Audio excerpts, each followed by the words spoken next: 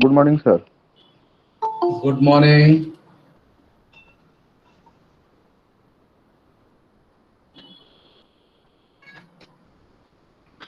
Good morning, everybody. You are welcome to the third day of our presentation of BES-144.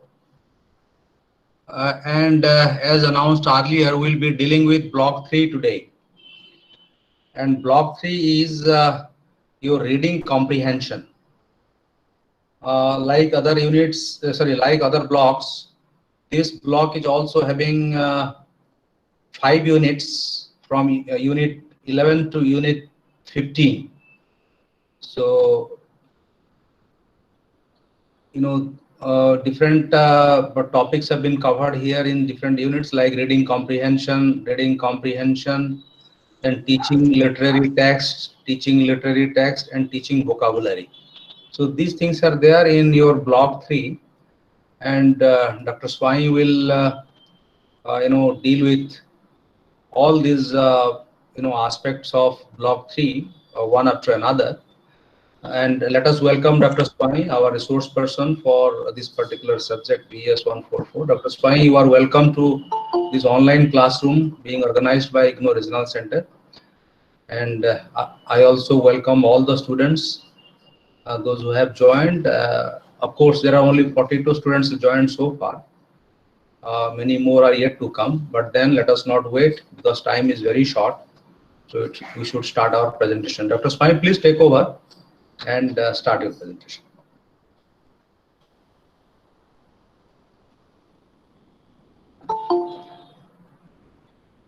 Please switch on your microphone. Dr. Swami, your microphone is off.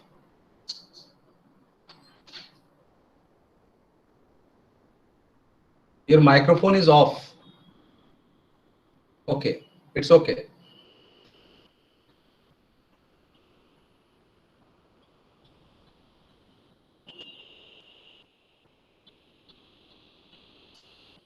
Now you can speak. Sir. It is okay now.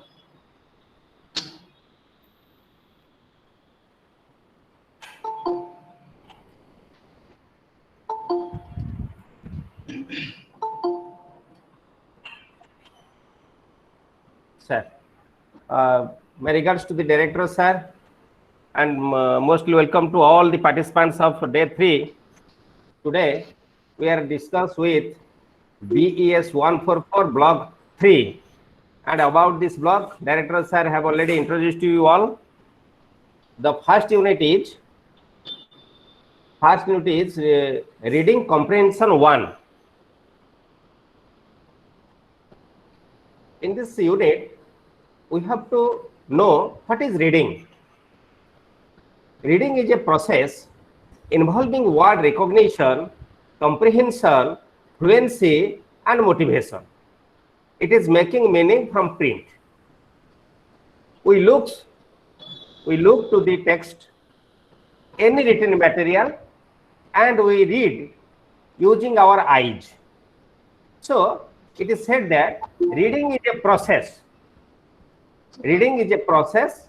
In this process, we involve with different words, phrases, sentence, paragraphs, etc. After going through all the words, phrases, sentence, paragraphs, we are to comprehend, we understand what has written in the text, in the book. And it helps us to develop our fluency as well as our motivation. So quality of our written material develops our fluency and motivation, and it is making meaning from print. When we read, when we go through the printed material, then it will make meaning. We will find out the meaning. This is all about reading. Like listening and speaking skills, reading is the third skill. It is very important skill. What is the skill of reading? Is it a process or product?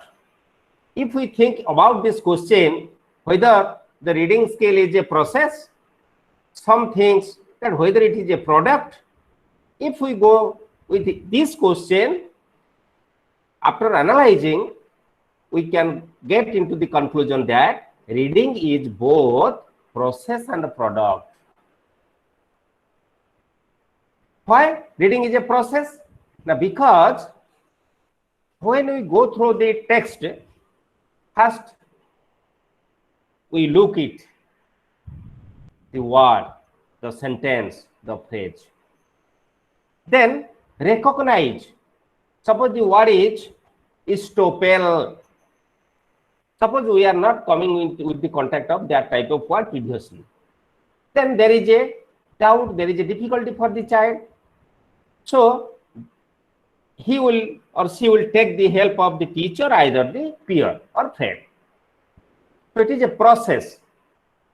After going through different process, lastly the child understand it, comprehend it, understand the sentence, understand the paragraph. That understanding is the product.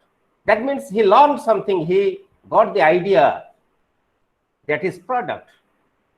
Product gives different meaning and process varies from reader to reader and purpose to purpose. Product gives different meaning because same word has different meaning. Same sentence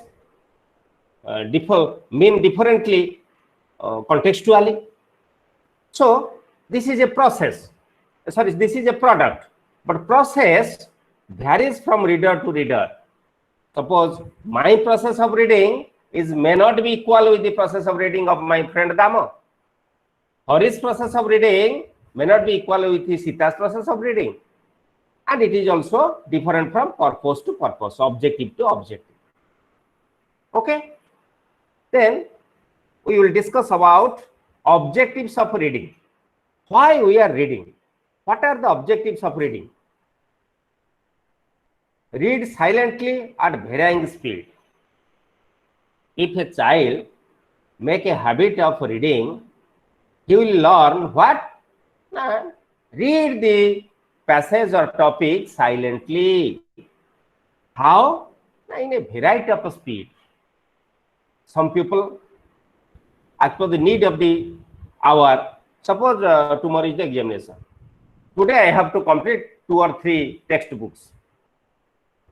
What shall I do? immediately my reading speed will be developed, it will be increased. Otherwise, I cannot complete. So need of the time, need of the situation, one can use his reading habit if he will habituated with what? Different speed of reading. How? Not aloud, but it is silently. Then another objective is use various reading strategies for different types of text. Texts are different types. When texts are different, same strategy may not be used to read all the text. So when we read story book, text is story, then style of reading will be different from reading prose or reading paragraph or any other text. So it will use various reading strategies for different types of text. To identify the main points of a text, it is very important for a reader. Reader is our child, our children are our readers. It is very important point from reading the text, the children can identify the main points, then sub points. Understand the relation between different parts of text. The text is combination of different parts. So through reading, the readers can able to find out the relation between different parts. Otherwise, they cannot able to understand it, that is comprehend it, they cannot use it in their future time. Anticipate and predict what will come next in the text. While we are reading, for example, we are reading a drama or novel or story. If the story is very interesting, if the novel is very interesting, we cannot leave it. We cannot stop our reading because there is a curiosity in the mind. What is next? What will come next? What will come next? So it refers to anticipation and prediction. What will come next in the text? After one chapter, what will we read in second chapter? What will we read in third chapter? What will in? And from reading the first chapter, the readers can predict what may be the second chapter, what may be the next, what may be the next. They can predict also. Then analyze, interpret, and evaluate the ideas in the text. Text is written by somebody or someone. As text is written by someone, his or her idea is the text. So after reading, the readers can able to analyze, interpret, and evaluate whose idea? The ideas of the writer, ideas of the author. To transfer information from verbal to diagrammatic form. When we read a text, we acquire certain knowledge, and using that knowledge or information, that is knowledge means information, that we can able to transfer that information what now from verbal to diagrammatic form, verbal form to diagrammatic form. So we can make it in a diagram, we can write in a paragraph, we can do all type of activities if we have comprehend the idea through reading properly. Then read extensively for pleasure. So while we are traveling by train, by flight for hours, how can we spend our time? We spend our time by reading different types of text, different types of books as per our likingness. As per our interest, we read. Pleasure comes from reading books. Who is interested for drama, go for drama. Who is interested for novel, go for novel. So all are the text. Therefore, it is very important for the readers to have the pleasure through reading extensively of a variety of books and written materials. Next objective is read with accuracy correct pronunciation and with the fluency. It is another objective. After gone through this lesson, as a teacher, you will develop what? The accuracy of reading of whom? Of your children. Where? In your school, in your working place. You will be careful to develop the accuracy of the reading of whom? Of your children, of the students. You will be careful for their correct pronunciation. How can they pronounce the words and sentences and phrases correctly? And you may also help them to develop their fluency of reading. Accuracy of reading, fluency of reading, as well as correct pronunciation. And you have to develop what? Now their reading habits. Whose reading habits? Now of your children's reading habits. Because it is a very important part of the life. The very important skill of language skills, reading skill is very important. Then we will discuss about soft skills of reading, like listening and speaking skill. Reading skill is the third skill, and it has different soft skills. What are they? They are recognizing the script of language. So, as it is a soft skill, the learners, the readers can able to recognize what? The script of the language. Language means English language, but this is all about our English language. To understand the stated information, what information has written or stated in the book, in the text, they can able to understand. Understand the communicative value of the sentences. Every sentence gives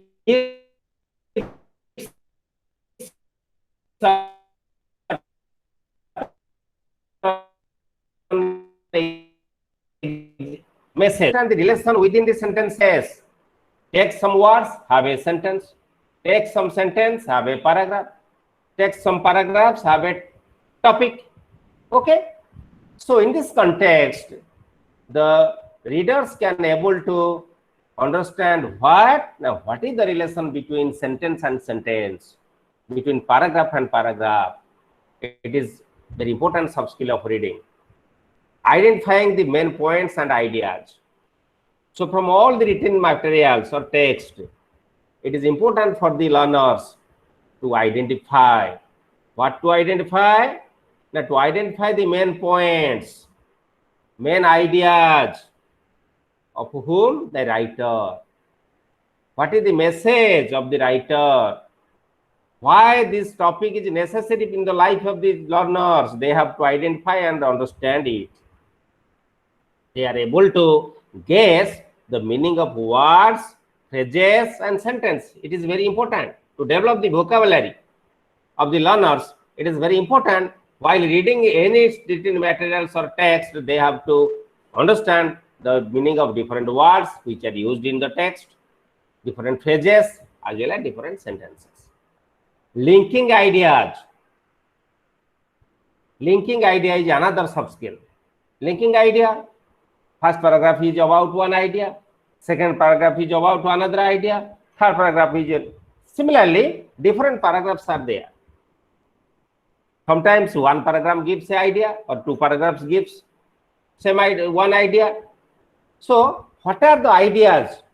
How can they linked with each other? That must be understood. That skill must be acquired by the learners. How to linkage with different paragraphs, different concepts, different sub-concepts in the written text. Then another point is classifying and elaborating. What is classifying? They can classify the ideas, the interest, the intention, and the message of the author, of the writer, after gone through the text, after reading the text. And elaborating, they can be able to elaborate all the ideas, all the thoughts, all the facts. which are stated in the written text. Then, what are the reason for reading? Why should we read? What are the reason behind it? Why we are giving focus on reading? Without reading, cannot we learn? If we have the answer, then we have to discuss with all these 3 points. The first point is general information about the text. If we will not read, we cannot get the general idea, general information. Suppose the student will be given a book. The book have 5 stories. When the child reads all the 5 stories and complete the reading of the book, then if we ask him, what about the book? Automatically he will say, sir, it is a story book. If it was a play, a drama, book of a drama or play, say, sir, it is a play. This book is about different poems. It is a story book, or it is novel. So automatically, this is the general information. After gone through the book, gone through all the topics, automatically the child or the individual generate an idea, generate the general information or have the general information. What is the text is?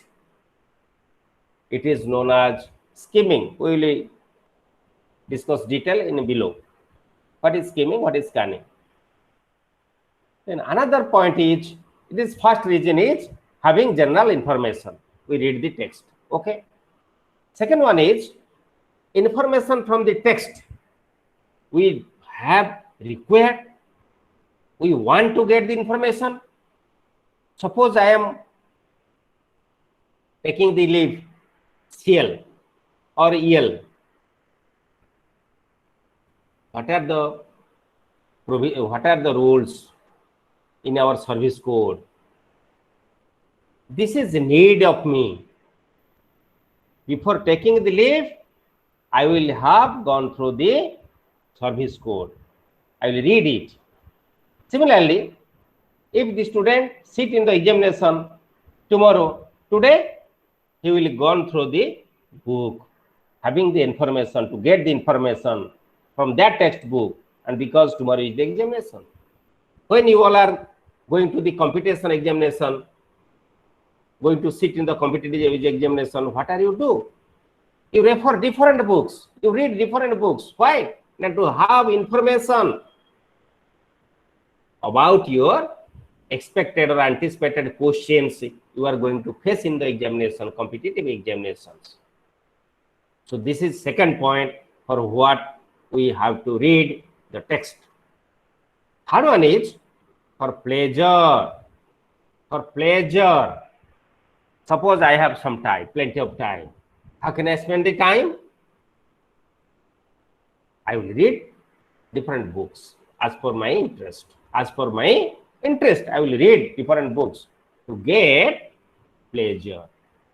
So it is due to all these reasons we are reading the different text, and it is necessary for our children to develop their reading habit. Next, what are the types of reading? Different types of reading are there. One type of reading is skimming. What is it? Try to understand what is skimming. Skimming is a type of reading. Skimming refers to not detail.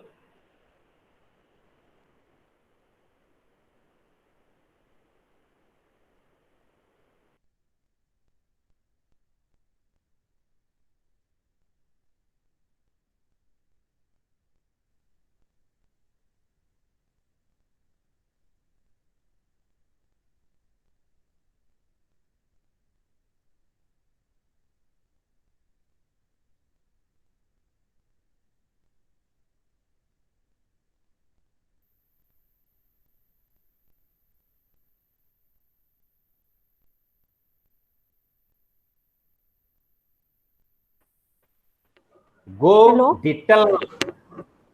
Hello. Hello? Hello. Hello? Oh, hello. Hello. Any Hello? problem? Sir, Hello. Any your voice problem? is not audible, sir. Whether there is any problem in Now, connectivity or from my side, I don't know, but whether now it is audible or not? Now yes, is it yes, yes, audible? sir. Okay. Yes, After sir. Yes, skimming, yes. okay. Thank you. Thank you. Then another type of reading is scanning. First type of reading is skimming, which I told you. The second type of reading is scanning. Scanning is go detail. Go detail means from beginning to end, each and every sentence, every paragraph, every topic will be read out to have specific information, to collect specific information. Okay? This is scanning. We are reading our textbooks for the examination. The students are reading their history books, geography books, mathematics books. So what are these? Now these are scanning. To get specific information, we go detail of the text. This is scanning. Third one is intensive reading. Intensive reading, like scanning, it is also one type of reading. Intensive means we have the intention to read, we have the interest to read, to get the specific information. Just I told you the example before 5 minutes. Just suppose I want to take EL. What are the provisions of to take EL? How can I know? I must have to go through the service code. I will read it because my intention is to know the specific information. Suppose I am going to teach my students in the tomorrow class. What subject I will teach? Then I have go to with that paper, because what is about the topic and what shall I teach. So it is my intention to get the specific information and transact in the classroom tomorrow. So I should read carefully, because my intention, my objective, my purpose is to collect the specific information and present in the classroom tomorrow. So it is intensive reading. So it is like scanning. We have to go detail. Fourth one is extensive reading. Fourth one is extensive reading. What is extensive reading? It is for pleasure. Suppose I am reading a story book. Can I go the story book detail? If I guess something, what is happening next, I will skipping up, one after another. Like textbook, I cannot read it. Intensive is like reading of textbook. Extensive is reading storybook, reading novels, play, this type, reading newspaper. These are extensive reading. So then come to rapid or model reading. Model reading by the teacher. If today the model reading by the teacher is not accepted by the ELT, English Language Training Centers. Okay, so the students are the model, but it is rapid reading or reading aloud or oral reading. Reading aloud or oral reading is known as rapid reading. The teacher will read, the students will read the paragraph, the sentence, the topic aloud. Why? Now to develop their proper pronunciation, to use punctuation marks properly. Then what? Then to raise their voice, to follow intonation, to follow stress. Unless they can read aloud, they can have the habit and practice of this. Okay, this is all about rapid reading, which is known as reading aloud, and also it is known as oral reading. Then come to another type, that is silent reading. It is very important for every individual. It is very important for what? That to comprehend the idea, to understand the paragraph, to understand the topic or subject.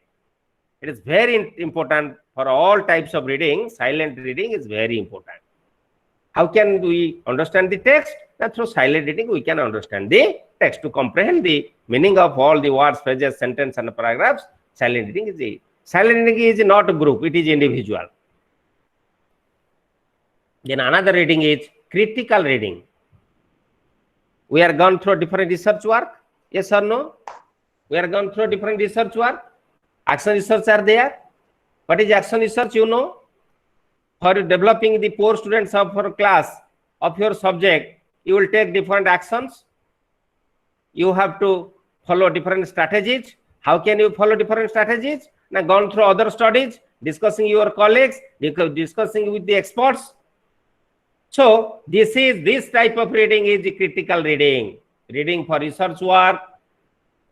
Check the text for authenticity. Suppose I have written a book, I will give a senior or expert, sir, please check it. When he will check it, he will he will read it, and that reading is critical reading because he is checking its authenticity. He is make it to error free. So it is very important.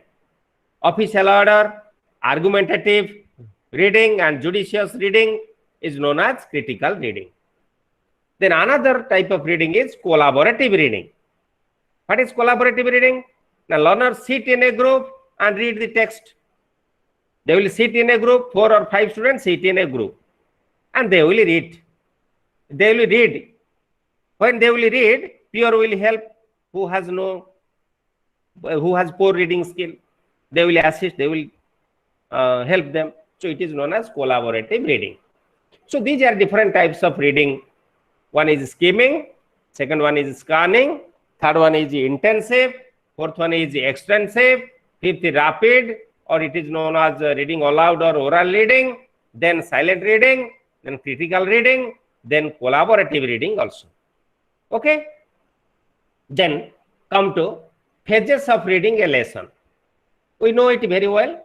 We have also discussed in any lesson, if we cannot, if we go through any topic, teach to our students, there are 3 steps. One is pre-reading stage, one is pre-reading stage, second one is while reading stage, and third one is post-reading stage.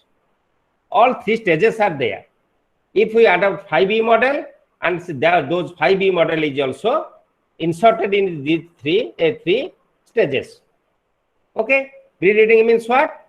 Now, before reading, what should be done? What activities should be done? We may ask to our students oral questions. We may show our actions, gestures, postures, recite poems, telling stories, or organizing any games. This is pre-reading because it is mostly useful for motivating our learners or ready to make our students ready to read, to participate in reading activities. That is while reading stage. Before reaching the while reading stage, we have to organize different activities. Those activities are the pre-reading stage, activity of a pre-reading stage.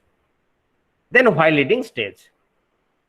During while reading stage, we have to make our learners attentive on the text.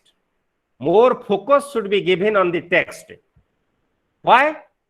They can learn the skill of reading, proper skill of reading, process of reading, skill of reading, process of reading, and they can able to understand it, to comprehend it. If they can understand, then they can organize different ideas in the text. They will able to clarify the text in the in different situations. Then last one is post-reading stage, post-reading phase. It is the consolidated and reflection stage. What the learner learned, what skill the learners acquired, that will be reflected in this stage. It is our intention to know whether they learn all the skills or what type of difficulties they were facing, what is the main reason why they cannot improve in the reading skill. So we can give feedback to them. How can we give feedback? Now, after post-reading test, we can give them feedback. Consolidate, it is the consolidate and reflect upon what has been read, relate the text to the learner's own experience, knowledge, interest, and views. After gone through this, where the students are facing difficulties or problems, we have to give them feedback to eradicate their problems and difficulties. Okay, this is all about what? Now, unit 11, reading comprehension 1. Then unit 12, it is also about reading comprehension 2. In this unit, we are going to discuss devices used for textual cohesion. For textual discussion, for detailed discussion in the text, we have to develop what? Now, different devices, techniques, tools, techniques and tools. One is understand relations between a part of text. One device is understand relations between parts of text, because the text is of different parts. What relations are there in different parts? Combination of all the parts forms the text, form the topic. That must be understood. Then functions of a text. What does it function? The text, what does it function? Means what? Then the text gives, one function is gives information.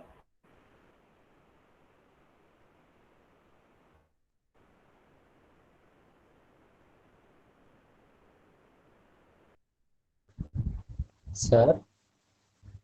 To whom? Instruction. Suggest. Hello. Hello, sir. Hello. Audible or not? Yes, sir. Hello. Now audible. Audible, sir. Okay. Any problem? Sir, some voices was missing. Some voice is breaking up, sir. Sir. Why today this problem is arising? Okay. Now it is audible? Sir. Yes, sir. Audible. Oh, thank you. Okay. Then functions of a text.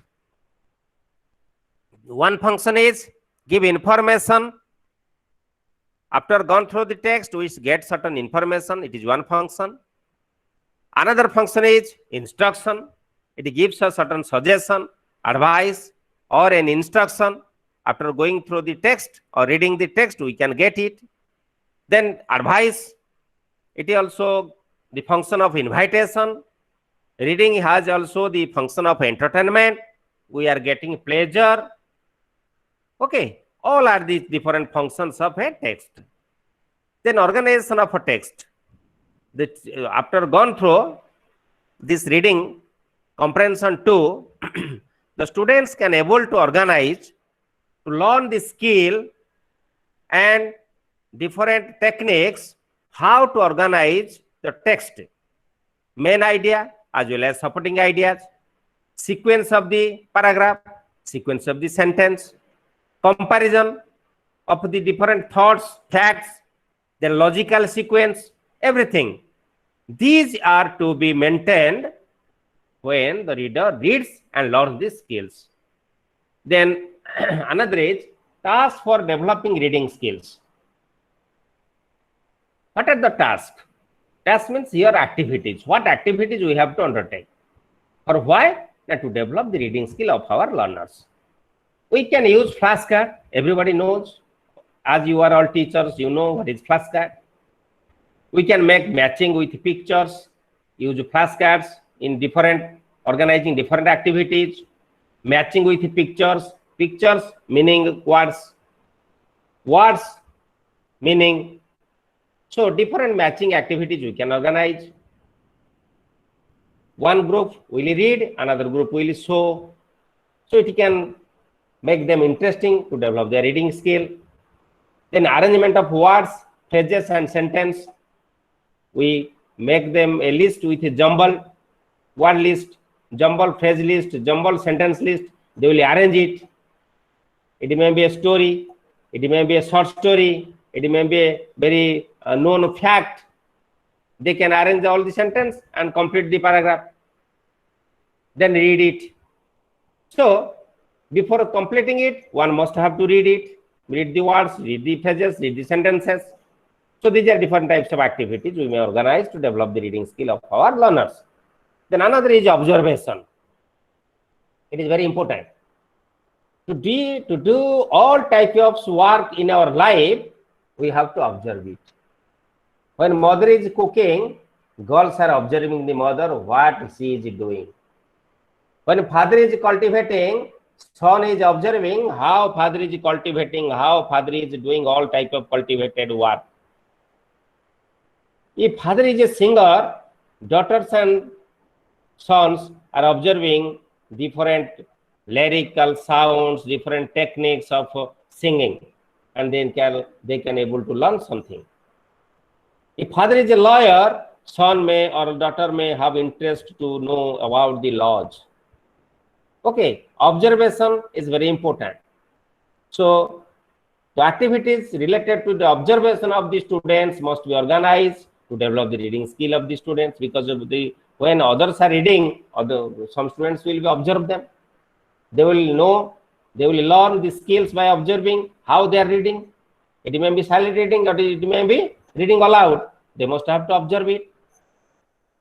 Then newspaper reading, magazine reading, story reading, different types of reading competition, reading activities will be organized in between the students to develop their interest and to focus on different skills of reading. To focus in the different sub skills of reading.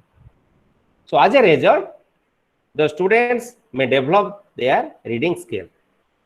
Then what are the mechanism of reading? It is very important. Here I can give you an example. Suppose I am going to read a sentence that is, my son is a student.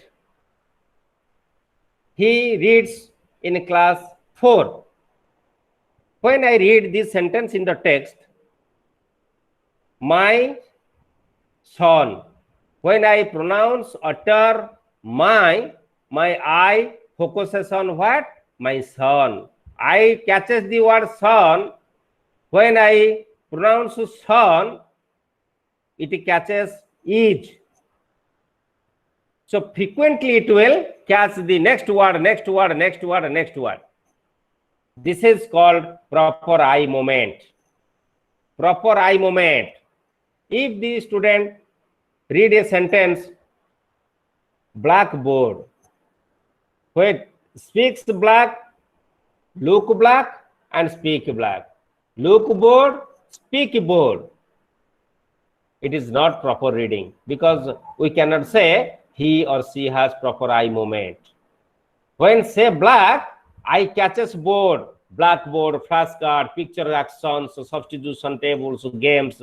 So says one word, eye catches next word, next word, next word. This is called as proper eye movement. Next one is, it is very important mechanism. Next one is proper eye span. Eye movement and eye span, both are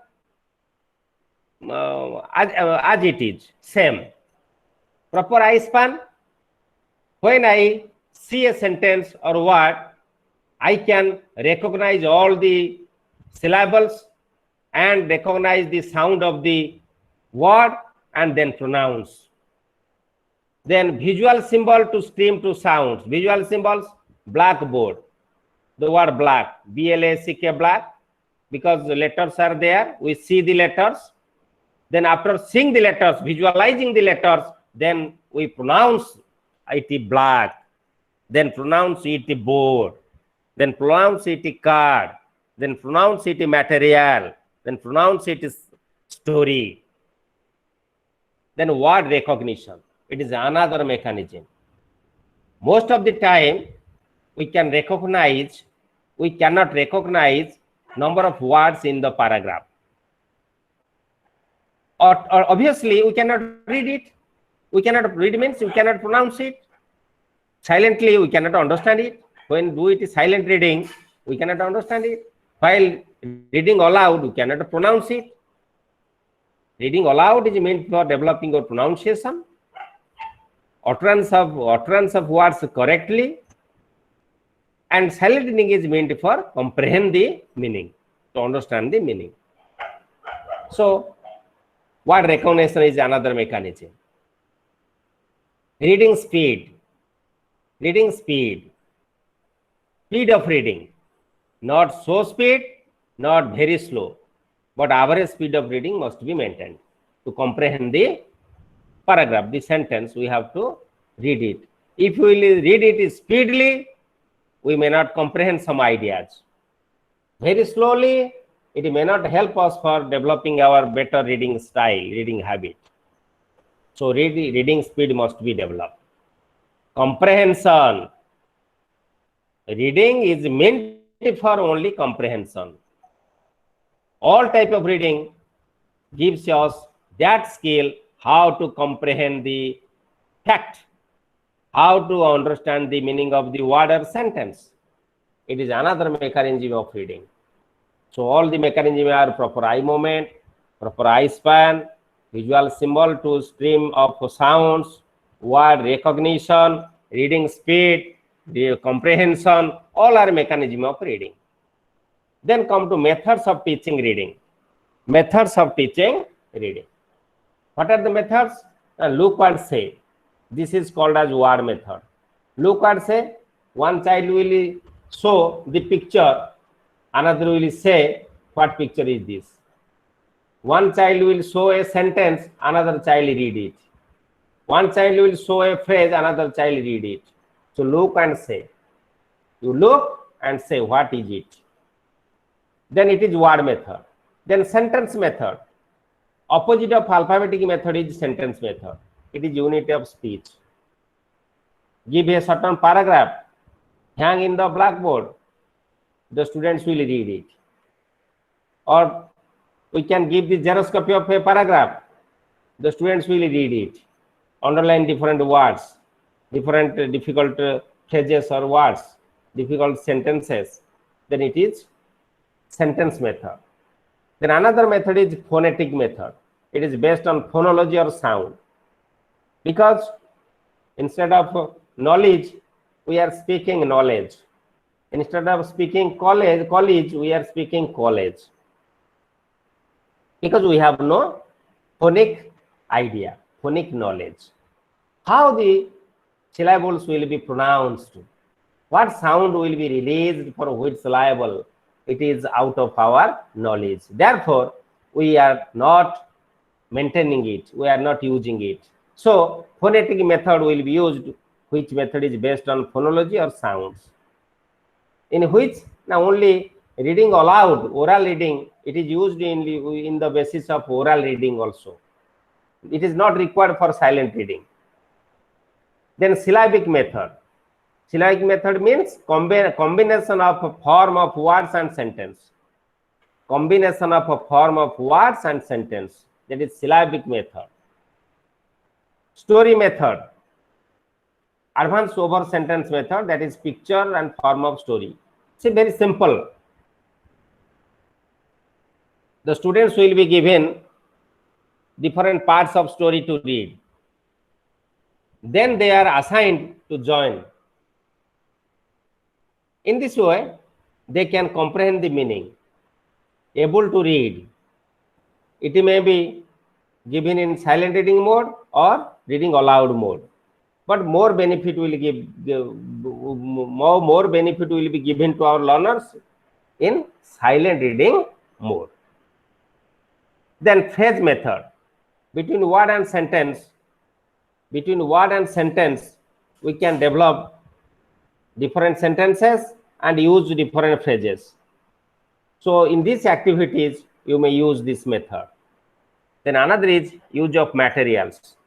What materials we are using to develop the reading skill of our learners? Now blackboard, you may use blackboard.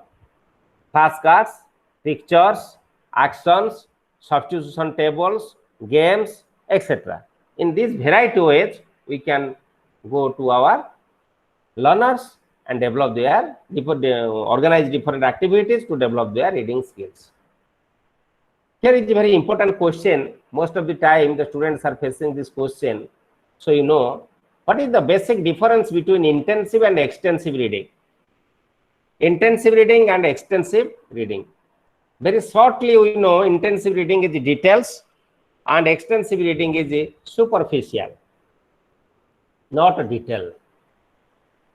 You go through the intensive reading, learn language materials. In intensive reading, the learner learn the language materials, detail. But in extensive reading, the learner to grasp the subject method, subject not method, subject matter. Printed, wrongly printed method, it is matter. Here in intensive reading, the learner learns language materials. But here in extensive reading, the learner grasps the subject matter only, the gist of the subject. Second difference is the learner is this is in intensive reading is a slow process because you have to read detail, so it is a slow process. But extensive reading is a fast process. Within a short time you can complete the topic because you have to only collect the gist idea. But here it is very detailed study, so you have to gather all detailed information. So it is a slow process, but it is extensive reading is a fast process. Intensive reading is the initial stage of learning. Primary, upper primary, secondary, higher secondary. Gradually, extensive reading will be developed. It is used in higher stages. What now? Extensive reading is used in higher classes only, higher stages only. But in primary stages, upper primary stages, secondary, higher secondary stages, more focus is given on what now? Intensive reading. But in higher classes, higher education, higher classes by higher stages, variety of books will be referred by the learners and the teachers. They have no time to go through detail, so they will go with extensive study or extensive reading. Intensive reading focuses during childhood adolescence, but it is extensive study is during adulthood. Model reading, intensive reading is a model reading, but extensive reading is not a model reading. Intensive reading is reading aloud, but extensive reading it is not read aloud. Only silently we can skip it. Intensive reading is a grammatical work, more focus on grammar. But in extensive reading, no focus is on grammatical work. Focus doesn't give in on grammatical work. Intensive reading, concentration is required. Without concentration, without attention, one may not read the topic intensively. But in extensive reading, no concentration is required because we can overlook the pages to collect the just gist or central information of the topic. So these are the difference between intensive reading as well as extensive reading. Then another point is, who is an effective reader? Can you say who is an effective reader? The child or the learner or the reader who can discover what discover and the distinctive features in a letters, words and meaning. While a reader reads a topic, reads a book, if he or she is able to distinguish between letters, words and meaning of different words and a paragraph sentence, then we can say he is an effective reader because he has or she has certain skill or soft skill how to distinguish different letters, words and meaning. so that he can be treated as an effective reader. Otherwise, he or she cannot be treated as effective reader. Second one is, he or she can locate a topic sentence. It is very important. Given a topic, but without topic sentence, without title. If one can find out the real exact title of the topic, we can say he is an effective reader. He or she can distinguish main points from the subordinate one. They can able to distinguish what? Subordinate points. From what? The main points. These are the main points, these are the subordinate points. These subordinate points form this main point. These subordinate points form this main point. Who can do it easily? He or she can be treated as an effective reader. Then he or she have confidence in his or her own ability. It is very important. One who reads effectively means he or she has confidence, own confidence, self-confidence. Self-confidence is there. On what? Now on his own ability or her own ability.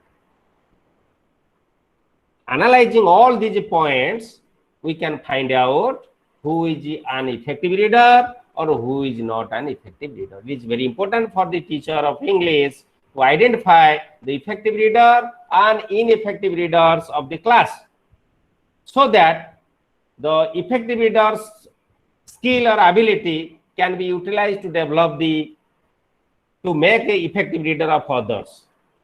So it is a very important job of a teacher to find out, to locate all types of learners. Okay. Then with this, the unit 11 and unit 12, that was, sorry, those were about what? Reading comprehension is over. Reading comprehension 1 and reading comprehension 2. Then unit 13, it is teaching literary text 1. Unit 13 and 14, both units are teaching literary text 1 and 2. This is all about the teaching of prose, fiction and drama, this part, this unit. But unit 14 is about teaching of poems, poetry. So here I have to give focus with the 3 sentences which you may see in your PPT. Literature gives language enrichment and cultural enrichment in different situations. Try to understand this sentence very clearly. Before analyzing this sentence, you have to know 2 words. One is language, another is literature. What is language? Language is the system of communication in speech and writing. Now I am speaking you. You may also writing in your notes. So it is the system of communication. Language is the system, very important system of communication. How could we communicate? Now we could communicate by two ways, by speaking and by writing. I am speaking, I am communicating the message to you. I am showing the PPT, this is writing. I am communicating the message to you with this writing. I am also speaking, I am also communicating the message through writing. What is this? Now this is language. This is language. But what is literature? Literature is the written work only, written work. Jagannath Das, all lechanti. So variety of novels, drama, poetry, treasure of literary works are there in our almirah, in our bookshelf, in our home, also our colleges, our institutions, our schools. Library is there. What is the library? Library is the storehouse of different books. So literature is the written work. Written work means written work, that is novel, drama, poetry. These written works are known as literature. Literature is the treasure of knowledge. Literature is the treasure of knowledge. But language is the system of communication. Be it clear again, language is the system of communication, literature is the written work, and is the treasure of knowledge. So literature gives language what? The enrichment and cultural enrichment.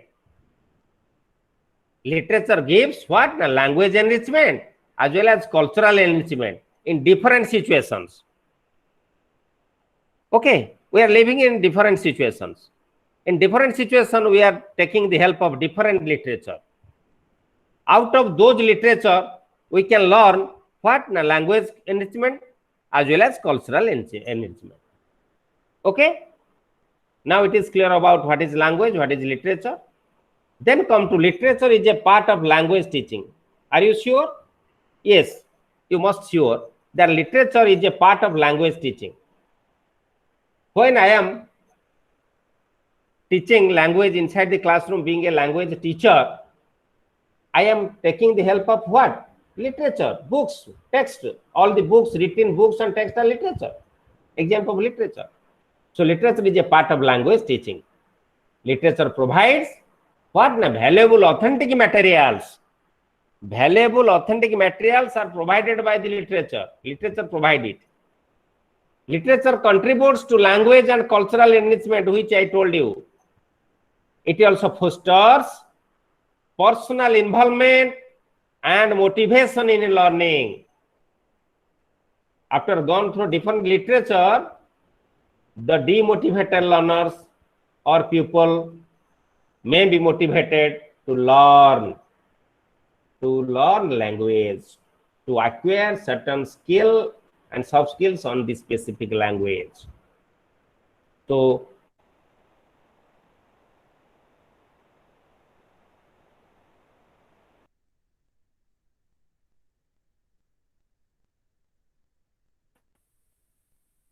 literature is a part. Prose, fiction, drama, poetry, etc. But in this unit, there are discussion on 3 texts. One is prose, second one is fiction, third one is drama. Prose, you know. After gone through the prose, the learners can able to learn or to know new words, new vocabularies. Then fiction. These are the stories, novels, description of events through novels and stories. And it helps us to learn new structures. Drama is a specific mode of fiction. Drama is also a fiction, but it is a specific mode. But because there is a role model is there, the presentation of the views and statements are there. But in novel, no presentation is there. But in drama, presentation is there. The actors are there. Actors are acting. So it gives us new phases. Now come to teaching prose. Out of 3, prose, fiction and drama, first one is teaching prose. What are the learning outcomes of prose? After learning prose, what sorts of development the child have? One is learns various levels of reading. Who learns? Who does learn? The child learns. The children learn what? Different types of reading, levels of reading. I told you previously. Different types of reading are there. So he can able to learn the skill of silent reading, skill of reading aloud, skill of extensive reading, skill of intensive reading, while reading what? Prose. Second one is distinguish between intensive and extensive reading. So the child is able to do what? To do distinguish in between intensive reading as well as extensive reading. The child can know various kinds of comprehension questions. After gone through the prose text, we are facing number of comprehension questions. If we comprehend the paragraph of the text, then we can easily answer all the comprehension questions. Otherwise, we cannot answer all the comprehension questions. It helps to improve pupils' performance. Whose performance? The pupils' performance will be improved through teaching prose. It helps to learn new words and phrases. Yes, in different prose text, different new words and phrases are focusing as per the age and ability of the learner. So the learner can able to know, to understand new words, new phrases when read what? Teach prose. Learner is able to use grammatical structures. Grammatical structures may be able, because the grammatical structures are integrated with the text of prose. Usage and prepositions, next phrasal verbs, auxiliary use of auxiliary verbs. So different grammatical functions are there. It is help to use all the grammatical structures if we read prose text.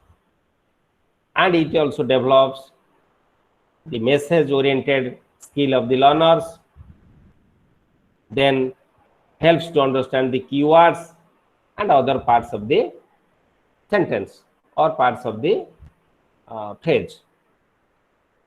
These are the learning outcomes of prose teaching or teaching prose. What are the types of prose text? Prose texts are different types. One is expository. One type of prose is expository. What is expository? Now it is based on scientific events, scientific matters, facts, and it is also informative. Scientific fact as well as informative.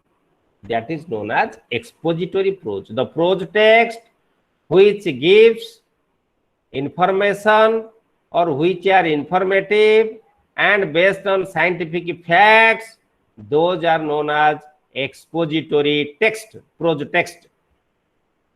Second one is argumentative prose text.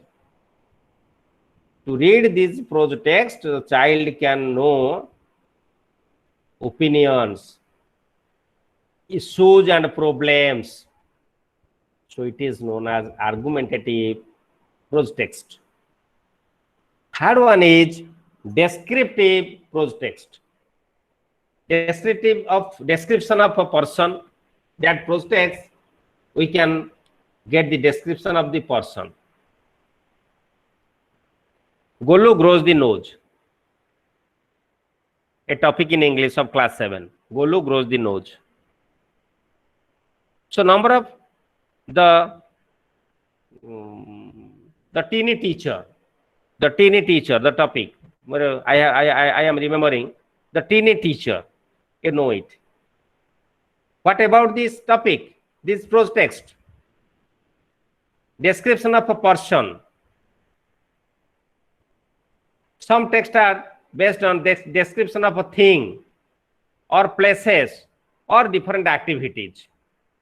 So these type of prose texts are known as descriptive prose text. Then another is narrative prose text. Narrative prose text means narrate events in a story. Narrate events in a form of a story is known as narrative prose text. The prose text which are based on this principle, that type of prose text is known as narrative prose text. In this way, we can go through this type of prose text, that is expository, argumentative, descriptive, narrative. Then prose texts are, what are the prose texts? Those are essay, biography, autobiography, story, play, etc. These are the prose texts. Then teaching prose and lesson planning. We know it very well. Before going to make a plan of teaching prose, lesson plan, make a lesson plan of teaching prose, there are certain general aims and objectives. Why we are teaching prose? What are the general objectives? The general objectives are to enable the pupils to read English passages loudly with the correct pronunciation, prose articulation of a voice with a desirable stress. Second objective is to enrich their vocabulary. To enrich their vocabulary, to help them to comprehend the passage and grasp the meaning. To enable the learners to get enjoyment through reading. To develop their imagination and thoughtful power. Imagination power as well as thoughtful power. Both should be developed. To enable them to digest the meaning by silent reading. By silent reading, one can able to digest the meaning, to understand the meaning of the sentence or word. To enable the students to express orally and in writing what they have read. Development of a vocabulary is very important, and through teaching prose or poetry or any text develops what? Now, listening skill, speaking skill, reading skill as well as writing skill. So teaching prose helps the child to develop all four skills: listening, speaking, reading and writing. All. These are all about general aims and objectives of teaching prose. What are the specific aim of teaching prose? Specific aim of teaching English language can differ from each item. Each item means what? Each item means while we are teaching short story or essay or biography or autobiography, so specific objective will be changed as per it. Think about short story. While a teacher is teaching short story, he must have to give the facts of the story. The specific objective is give the fact of the story. Then to give training in character. Then to develop their imagination power. Whose imagination power? The students' imagination power. To make them familiar with the style of the author. Familiar with the style of the author. Author means the writer. To learn few new words and use in as meaning and in the context. Then essay writing. The specific objectives are to create interest in nature and natural objects, to develop the power of imagination, to help them to use leisure times, free time,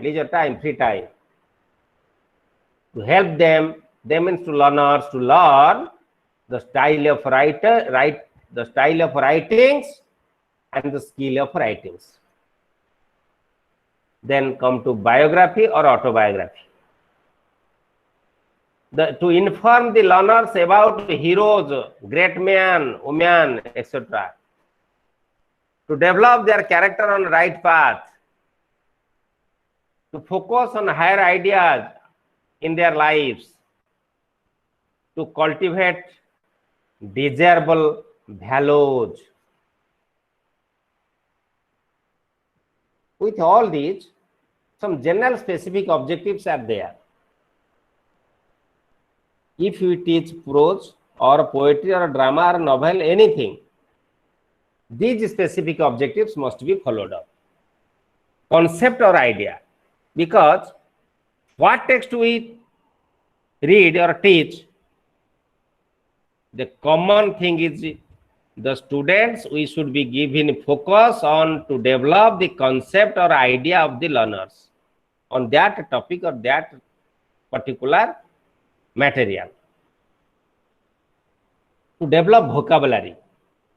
The teacher explains the words and gives the meaning in simple sentences and structures. As a result, it can make the prose passage clear and easy to the learners, so that the learners can improve their vocabularies after learning different new words and phrases in a very familiar and homely manner.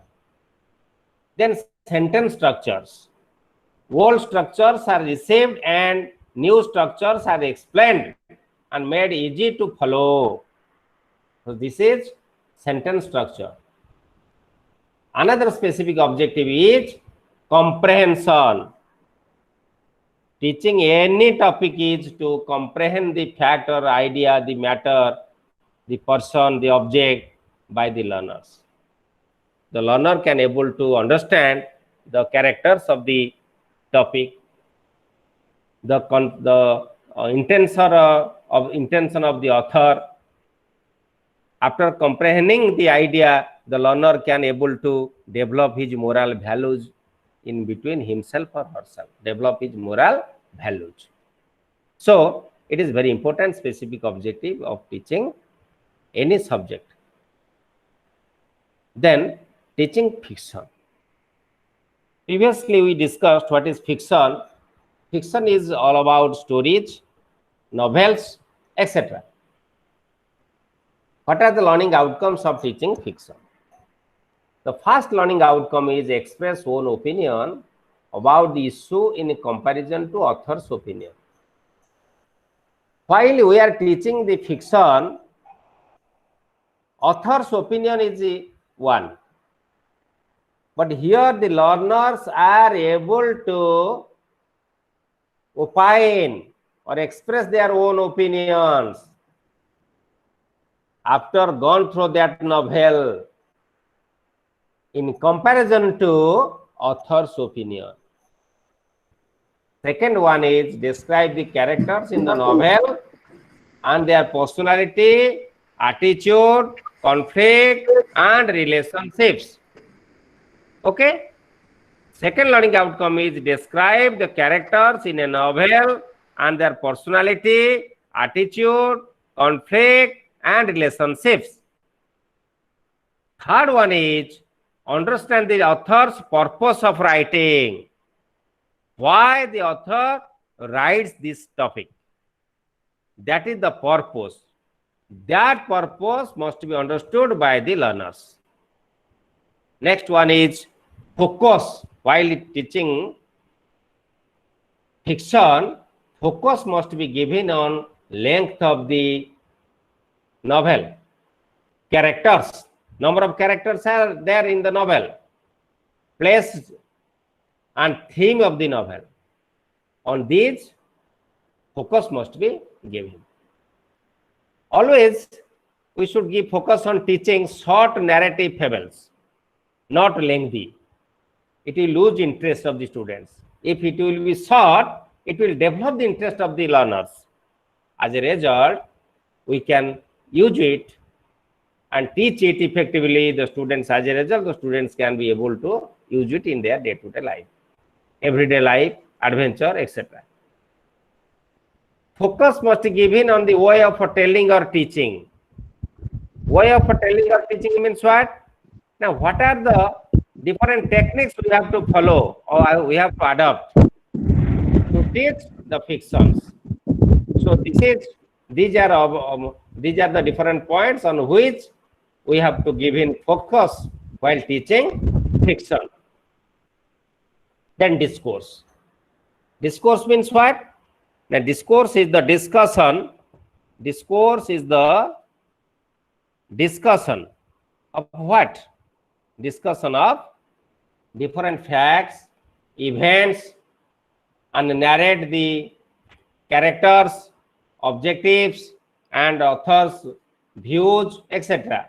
Focus on description of character and scene, attention to language development, and focus on theme. Activities like pictures, sketch the pictures, rewrite the stories, summary writing, all type of activities we may undertake to develop the skill of teaching of the learners of fictions. Then third one is teaching drama. While a teacher is going to teach drama, he must have to look into all the points. One is action. We are teaching drama means action is must. Without action, without proper dialogue, deliberation of proper dialogue, so the classroom transaction cannot be so effective and so enjoyable by the learners. While the teacher teaching drama, he must be a dramatist. His activities, his voice modulations, his actions, postures, gestures, everything, the interactive style, communicative activities, everything will be just like an artist, very good artist. So this is what activities we have to undertake. Now, written activities. In written activities, we can give filling in the blanks, writing more dialogues, exchange of conversation. One child's conversation will be produced by other. This is one will speak a dialogue, another will catch it. So this will be very interesting, and these are the written activities. Oral activities, gesture, say, tone, voice, pronunciation, conversation, etc. All these activities are to be undertaken while teaching drama inside the classroom. By this way, the unit 13, teaching literary text 1 is over. Now come to the fourth unit, that is unit 14, teaching literary text 2, teaching poetry.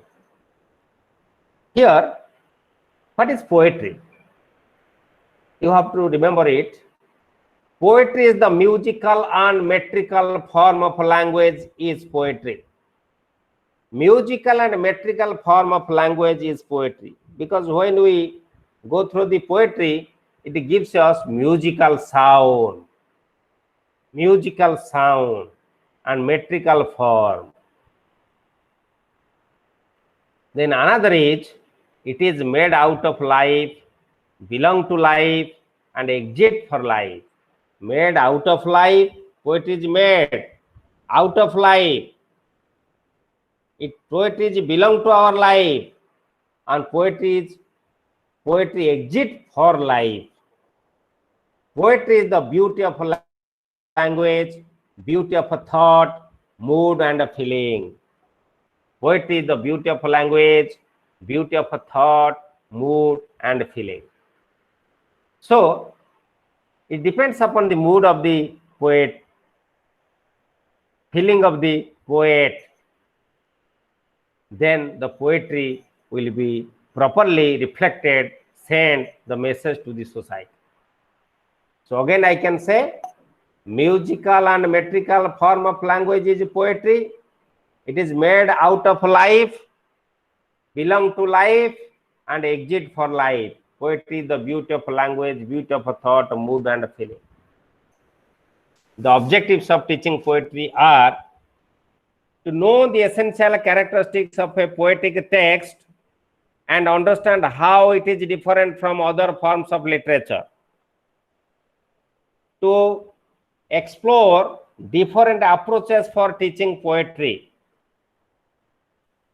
It is a part of teaching English. To enjoy the poem in lower classes. Teaching poetry in lower classes, primary and upper primary classes, is meant for enjoyment. Twinkle, twinkle, little star, or pussycat, pussycat. The specific objective of teaching these poems in lower classes means to enjoy the poem. The students enjoy the poem. They cannot understand the meaning. They can only recite it, remember it, and enjoy it with musical sounds.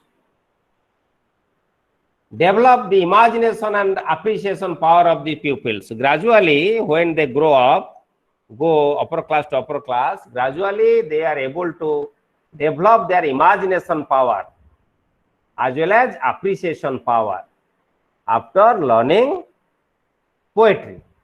So the teacher must give in focus while teaching poetry to develop the imagination and appreciation power of the students. The language of poetry. We can discuss as follows the language of poetry. One is sounds. Sounds occur in various kinds of sounds occur in the poem to recite and remember. Rhyming words and sentences. So these sounds distinguish all type of. One is alliteration. In alliteration, first letter is consonant. Example: bridge, blue. Repetition. Repetition is there. First letter consonant. Bridge. Blue. First letter is consonant. It is alliteration. Consonants. Repetition of other consonants. First burst. Repetition of other consonants. In the word where repetition of other consonants are there, that is consonants. Assonance. Repetition of vowels. Example: bridge, free, C, B-R-E-E-Z-D, vowel E-E-E-E, free, S-E-A-E-A, vowel. So repetition of vowels are there where those are known as assonance. Rhyme. Taken together, all these sounds repetition, all these three sounds repetition, if you will taken together, that will be changed to rhyme. Example: blue, flew, free, sea, blue, flew, same sound, religious. Free, sea, same sound, religious. So these are known as rhyme. Tapre sound next. After sound, we can say about meter. Meter means features. The wild breeze blew, the wild foam flew. Words and lines sound musical. Yes or no? The wild breeze blew, the white foam flew. Blew, flew, blew, flew. So what does it mean? It is musical. One line sound musical. When there is musical, line and sounds are musical, that is known as meter. Words, sound and meaning. Different words are there and different words having different sounds. Thou is used in a poem. It has certain meaning. Sentences, grammar in poetry. Sentences reflects grammar in poetry. That is, home is the hunter, home from the hill. These are the poetical sentence, but this is based on grammatical principles. Discourse, higher level of organizing of language or discussion. Higher level of organization of language or discussion is known as discourse. These are different language of poetry. There are different types of prose poetry. One is visual poetry. Visual poetry says graphical form. Limericks, simple form, rhyme, word and humor. Nonsense verse, do nursery rhymes, pleasure of sounds are known as nonsense verse. Ballad and narrative, it says about stories, traditional and simple form. Descriptive poetry describes as the character or scene of or the landscape. Lyric poetry, song, personal feeling, these are known as lyric poetry. Haiku, Japanese form or very short poems are known as haiku. All are different types of poetry are there. What are the activities we have to undertake to develop while teaching poetry? Warm-up activity, it is very common to all. Repetition of pronouncing this word or sentence or stanza. Grammar activity. In this grammar activity, the task like rearrangement of words, substitution, use of tense, we may focus on giving to our learners, use of vocabulary, speaking and writing. All activities can be undertaken to develop while teaching poetry inside the classroom, to develop the language skill of the learners. Okay. Then it is the last unit, that is unit 15, vocabulary development. It is very important for you all. Very important. for you to how to develop vocabulary in between your learners. What is vocabulary? All the words used in the language are vocabulary. It is words, talk of words, words and phrases is known as vocabulary. Here we can say about active vocabulary and passive vocabulary. Active vocabulary is the productive vocabulary known as productive vocabulary. Passive vocabulary is also known as receptive vocabulary. Why it is productive? Productive means one is speaking and writing. The vocabulary, the words, phrases used while we are speaking something and writing something, that vocabulary is known as active vocabulary as well as productive vocabulary. Of which skills? The speaking and writing. Then passive vocabulary is receptive vocabulary because it is only used during listening and reading. These are known as receptive vocabulary. Here is a sentence. I saw a beautiful bird. Underlined words are saw, beautiful, and a bird. So these underlined words are content words. Content words. Others are function words. Others are what? The function words. What are the difficulties in learning English vocabulary? While learning English vocabulary, some difficulties our students are facing in regular basis. One word, many meanings. That is known as homonymous. Word is one, but meaning is different. Similar example, club, association, heavy stick, playing card, combine. So it is a difficulty for our children. Same sound, various form and meaning. Sorry, it is from, printed mistake is there, it is a form. Same sound, sound is the same. Great, great.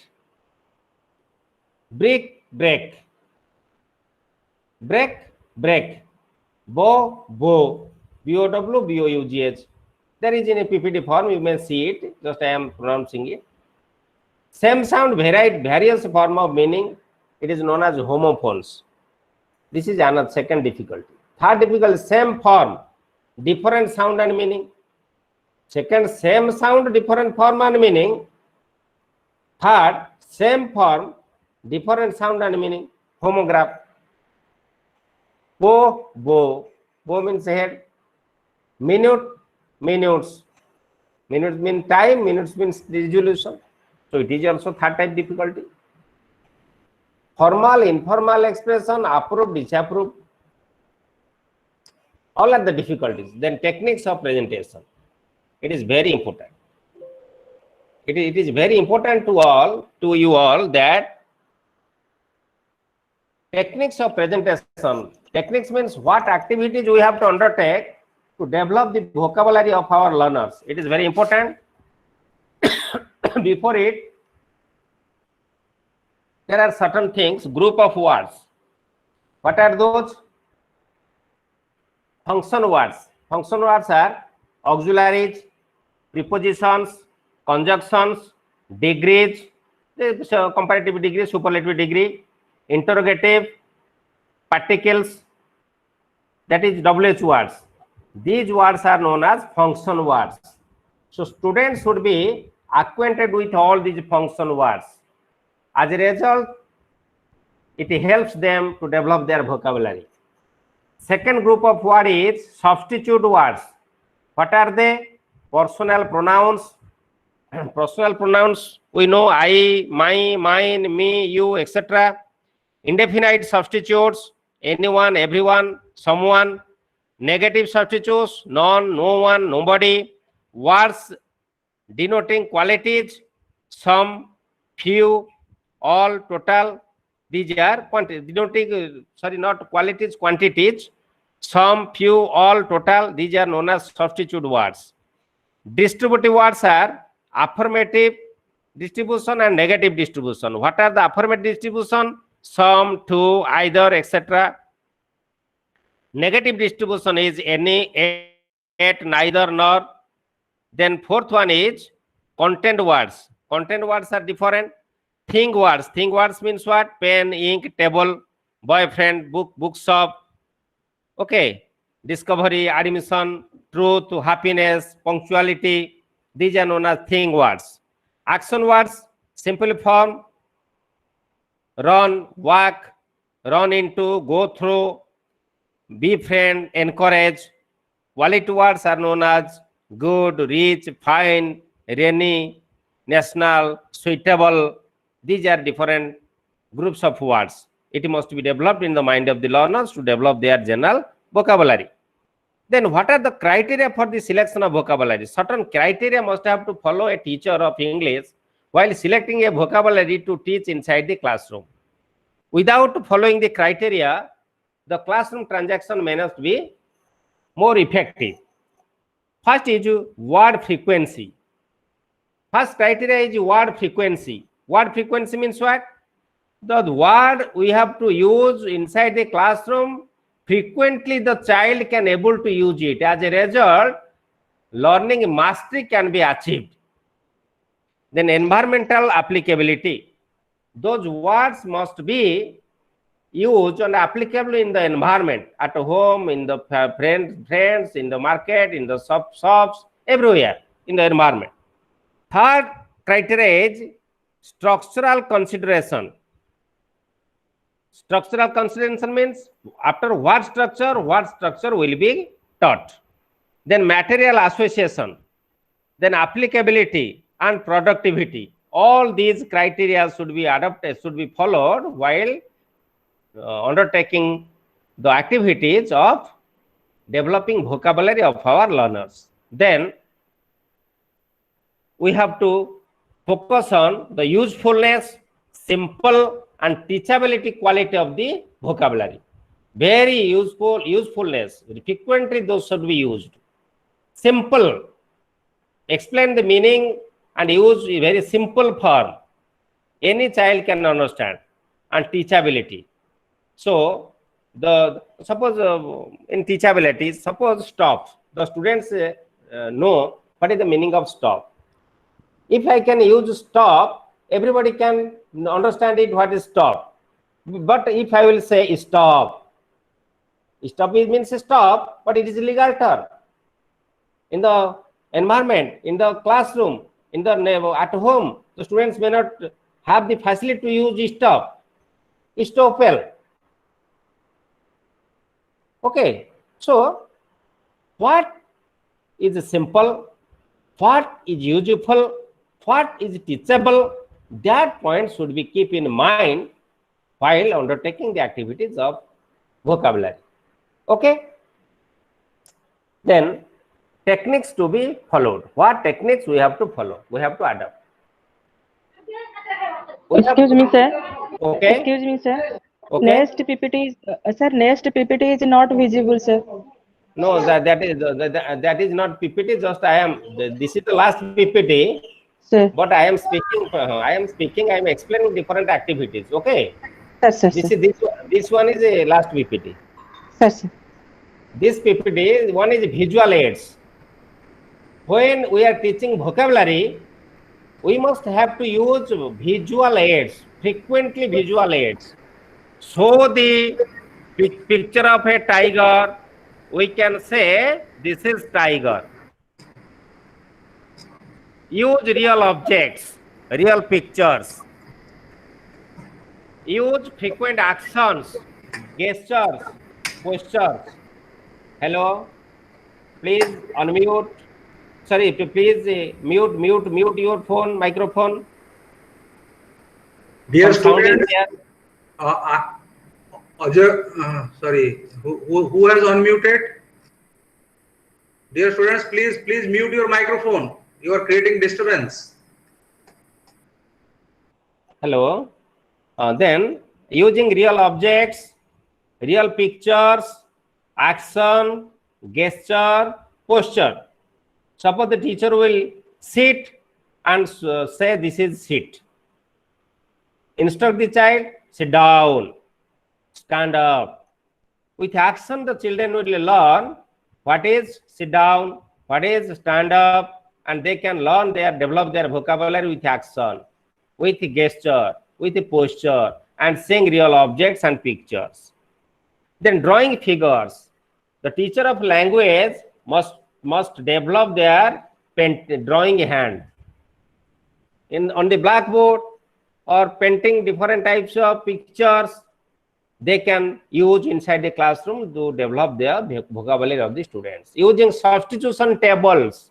Tables are there. We have to use different sentence, taking the words from the table. Variety of words we can develop. Then drawing figures, showing charts. Then word games. Different types of word games are to be used. Otherwise, the students cannot take interest to develop their vocabulary. So, in your textbook, from page 63, 64 to last, variety of activities are there. Very wonderful activities are there, and it has been explained in a very simple way and forms. I advise you all to use all these activities in your classroom. Obviously, your students will improve in their vocabularies. Stock of vocabulary can be developed if you use all these activities. Very wonderful in a very simple manner with examples, number of examples. It has been reflected in your material block 3. Okay, then I am going to say that preparing word list. One activity is preparing word list. How you can prepare a word list? Now you will give a keyword to the student. Suppose a school. Write the word school, write the word hospital, write the word market, write the word bank, and instruct your students. Dear students, you write different words related to these words. Then you have to discuss. Automatically they will recall. After recall, the stock of vocabulary will increase.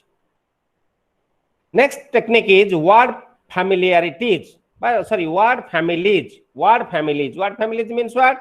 Now hope. Suppose you will write a word hope on the blackboard. Hope. Write other words related to this word hope, like hopes, hoped, hoping, hopeless, hopeful, hopelessly. These are word families. You undertake this activity. Using prefix and suffix. It is very common to you all. Kind, unkind, fit, unfit, full, useful, use, useful, play, playful. Different words you can develop. Activities can be undertaken using prefix and suffix and develop the word power of your students. That is vocabulary. Through association. Association means similar ideas. What are the similar ideas? Beginnings. Beginnings. What are the ideas? Begin, start, commence, etc. Like end, close, finish, complete. Idea is the same, end or beginning, but number of words are there to that common idea. So this is another activity. Opposite idea. Good, bad, inside, outside. These are the opposite idea. Same sound. Hair, H-A-I-R, H-A-R-E. Sight, S-I-G-H-T, sight, S-I-T, sight, C-I-T, sight. Fair, same sound. Same context. Shape, cap, hat, turban, all are these. Opposite sex. Speed, walk, run, move, etc. Family members and relations. You can give the task to the students. They will write the family members and relations, father, mother, brother, sister, nephew, etc. Compound words like postman, policeman, lineman. Word exercise, matching the text, joining the words, joining the sentences, fill in the blanks. All these activities we have to undertake in between our students to develop, to enrich their vocabulary or word power. Then word games, very wonderful word games are there in your book.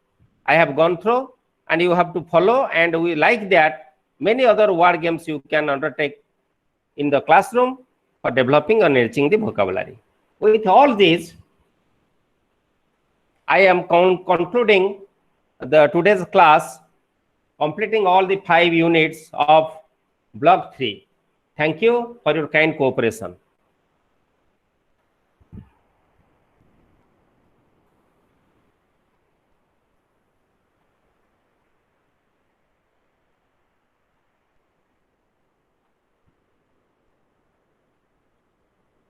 Any question? Hello, sir. Hello. Sir, I have one hotspot, sir. During your discussion, sir, on teaching reading, Okay. there is one point, sir, syllabic method. You please discuss it 1 second, sir, very briefly. Syllabic method. Okay. Sir. Syllabic method refers to syllable of a word. Syllable. Syllable means what? Okay. Girl. Girl. Girl. Stress on what? Which syllable? G. G. Stress on G. Sir. Similarly, we have to teach our students to give stress on which syllables. That is syllabic method. Okay, Next. sir. Okay, sir. Thank you. Okay. Sir, namaskar. Namaskar. Sir, can you give an example of expository and argumentative text? Okay. The text related to Rath Yatra for 2020. Suppose a writer will write about develop a text related to Rath Yatra for 2020. Whether the text will be argumentative or expository.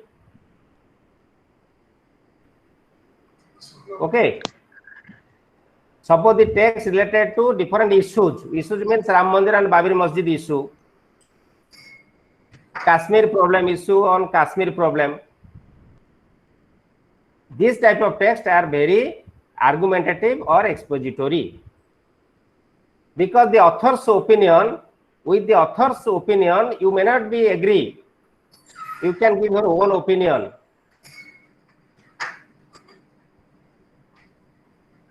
Sir, opinions and the different issues are related in the argumentative text, but expository text. Expository means having the exposition. One gives his opinion in different views. Citing in different views means that will be treated as expository. Unless and until have exposition means exposure, visualization, one cannot give comparative statement, comparative opinion. Okay, sir. Thank you, sir. So there is a question by Sudhir Panigrahi. He is interested to know about phonetic method. Phonetic method using the phonetic style. Phonetic method is using the phonetic style. Phonetics means the 44 sounds are there. In 26 English letters, 44 sounds, 20 vowel sounds, 24 consonant sounds. Every sounds should be used while teaching reading of the text. That is phonetic method. Means phonetic skill will be used. Sir, phonology means what, sir? Phonology? Phonology related to phonetics. Phonology related to phonetics. Sounds, release of sounds, Yes, pronunciation sir. based on pronunciation. Yes, sir. And then it is not proper pronunciation, it is girl. Stress is on G, girl. About, above, Okay. like that.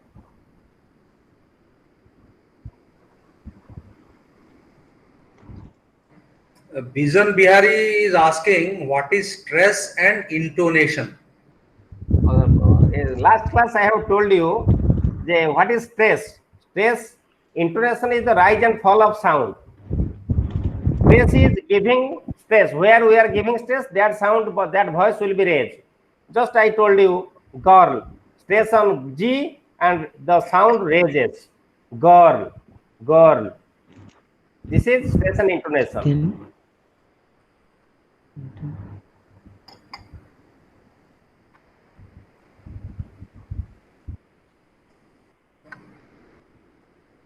There is another question by Amyawala Raut.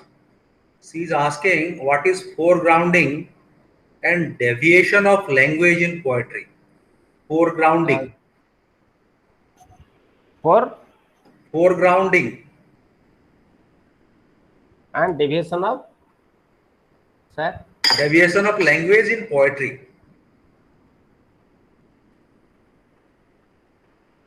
Deviation of language in poetry. Poetical language is different.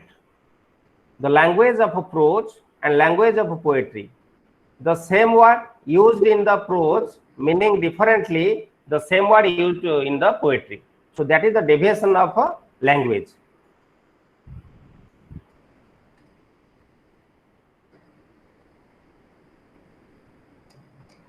Is there any question, students?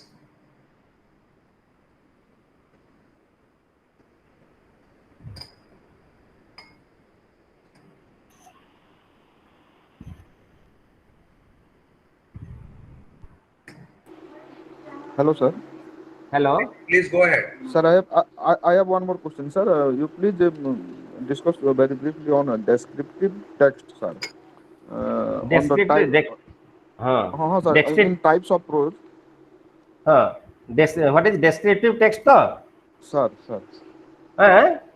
Yes, sir. Yes, sir. Hello.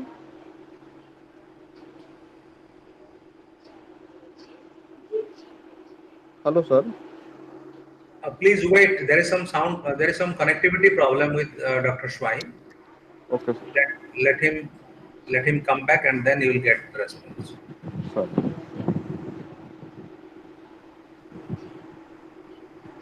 Dr. Schwein, are you able to hear?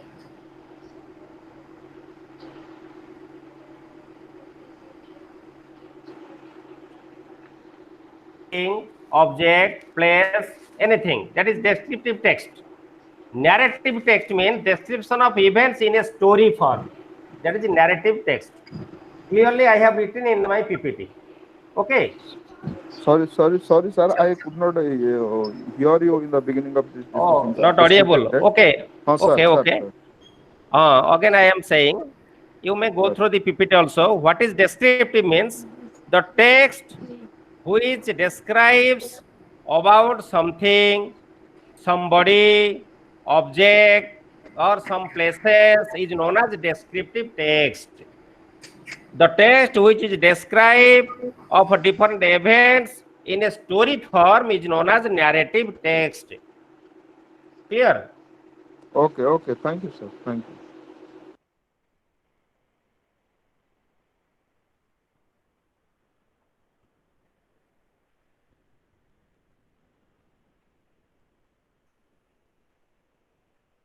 Hello. Hello. Sir. Hello. Sir. Sir, what is the difference between skimming and intensive reading? I told you skimming and scanning, Sir. intensive and extensive. Okay. Skimming and extensive both are parallel. Both are same. But scanning and intensive both are same. Your question is again your question. Sir, what is the difference between skimming and intensive reading? Skimming is not detail. That is extensive. Suppose reading newspaper. Can you go through all the line by line while you are reading newspaper? No, it is skimming. It is the example of skimming, reading of skimming. Okay. Then another is intensive. Intensive means you are preparing for your examination. Can you leave any portion of your book? No, you will go through all the sentence and paragraph. So it is intensive because your intention, your objective is to learn, to get the information, to face all type of questions in the examination. So you cannot leave any part. Detailed study. That is detailed study. Clear? Yes, sir. There is some intentions. Yes, sir. Yes, sir. Yes. Intention means objective to get the information. Yes, sir. To have the information. Okay. Sir, please clarify about Vision, please wait. Vision, I would like to add one line to it. You Sir. see, it is a very good thing. You see, you must have heard about the approaches of learning. At surface approach, you must have heard about surface approach of learning, strategic approach of learning, and deep approach of learning.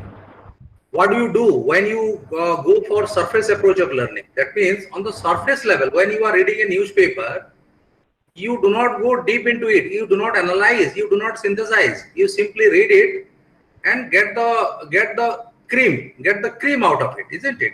This is related to skimming. Dr. Jena has clearly explained, isn't it?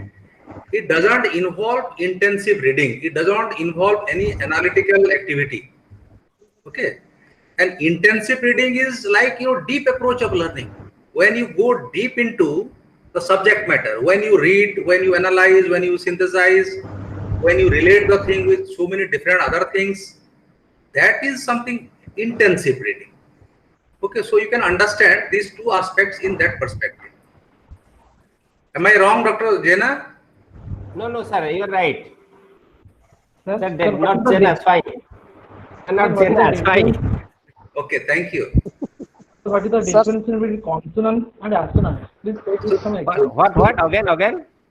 Consonants and assonants. Please take with some examples. Sir. Listen. Sir. Okay, I'm not sure. Network problem is there. Have you gone through the PPT?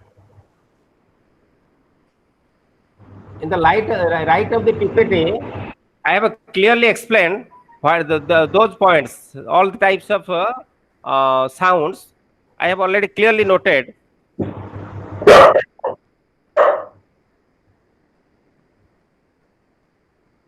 Hello. Okay. Sir, I have not got PPT.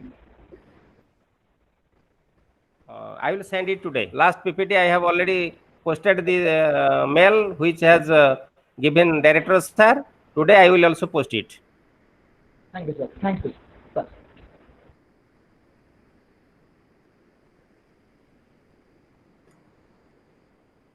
There is a question by Rosalind. Rosalind is asking.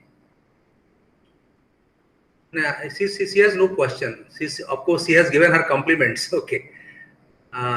Then there is a question by Sudhir. He is asking to whom we can say a effective reader. That means the quality of an effective reader. There are 5 points I have already told. Effective reader must be reflect the ideas of the author, analyze, interpret, and understand, the comprehend and use in his day-to-day life also. What he read from the text and use in the day-to-day life. He will be the effective reader. Sir, again, effective reader again, sir. One. Effective, to whom we can say effective reader? Again, sir. An effective reader, I'm noting, is he who can use his knowledge or information after reading the text in different places.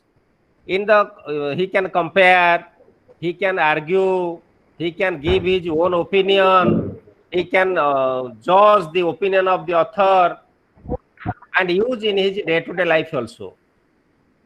Usefulness is very important.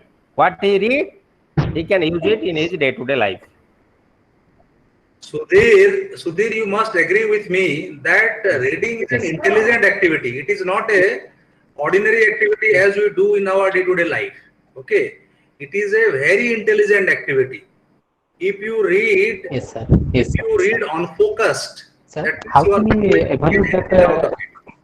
If you read minutely in a very focused state of mind, then so many things are involved. As Dr. Swami has already mentioned, analyzing, synthesizing, relating things, then giving your own opinion, then so many interpretations also takes place. So all these things are going on in your mind. that is intelligent reading or effective reading. Okay, so reading is a very technical thing. It involves whole lot of exercises, isn't it? It is not simple as we normally think. It is a very complex activity. Yes, sir. Okay. And the reader, those who are plain readers, those who do not apply their thought, those who do not apply their intellect and read, they are not going to benefit anything out of the text. Okay. So reading is definitely a very technical Yes, thing, and it involves whole lot of activities. Yes, sir. Yes, sir. Sir, from the for LSRW, listening, speaking, reading, writing. Reading, either the reading is the most vital skills. No. All the skills are vital. No skill will be neglected. Okay.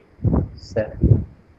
Not only reading, some few. At the time I told you, okay. Michael West, the then director of education of a pre-partition Yes, of sir. Bengal. He focused on Yes, sir. reading skill. His method of teaching was reading activities. But it doesn't mean the reading skill is more important. So all the skills are important. Okay. Without having mastery over Okay, listening sir. and speaking skill, one cannot develop his reading skill. Yes, yes. Without. Yes. Hello, sir. Namaskar. Sir, namaskar. Namaskar. Namaskar, please come. It's a type of a poetry, limerick and nonsense poetry. Take a brief idea, देवे sir. No, you can go clearly understand when I will post the PPT. Sir, I have very clearly mentioned in that what every types of poetry with examples. Sir, Okay. Sir.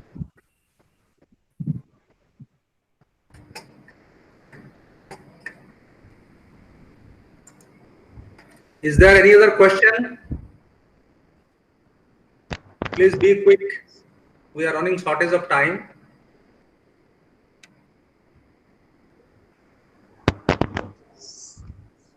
Sir, I have another question. Can I ask? Sir? Ask.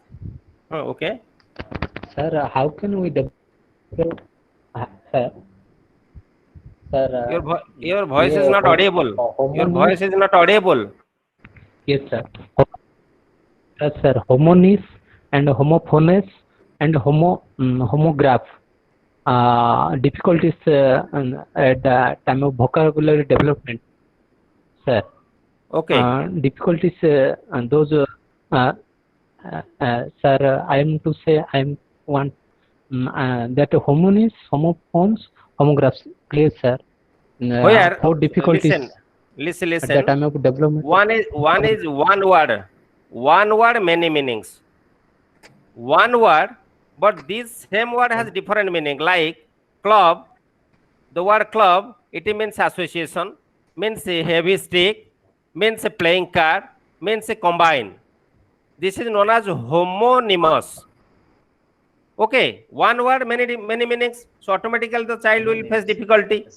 He cannot recognize what the meaning is in different situations. Same sound, various form and meaning. Because we are not very competent in our sounds, phonetics. So, like a great. Spelling is different, sound is same, meaning is also different. This is another difficulty. Yes, sir. Third difficulty Yes, is sir. same form, but different sound and meaning. How? Yes. The minute. Minute means time, minute means month resolution. So this is same form and different sound and meaning. These then formal, informal Yes, sir. expressions. Formal expression is there, informal expression is there. In different situations, Okay, sir. formally the pupil expresses their views, opinions in different using different words and phrases. But in informal way, they are using differently. So this is another confusion created in the mind of the students. So these are the different difficulties. What? Yes. Oh, yes, sir. Yes, sir. Okay. Thank you, sir. Okay, I think there is no other question, Dr. Swami. So let us wind up the session. So thank you very much for giving such a beautiful presentation through your PPTs, and the PPTs that you had sent, are with me. They will be shared with the learners. And it will be better if I upload all these PPTs there in the IGNO's website. Okay. Sir, I have already, I have already mailed 2 PPTs, 1 and 2. I have got it. I have got it. And Okay. all those PPTs will be uploaded in the IGNO's website so that IGNO learners can download them. Okay. So that is better. Sir. Or else I have the email IDs of all of you. I will send. It is better I will send by email. Okay. In one go, it will go to all of you. Okay. So thank you very much, students. Thank you very much, Dr. Swami. Tomorrow we'll be meeting again at 10 a.m. I think tomorrow is block 4. We'll be talking about block 4, isn't it?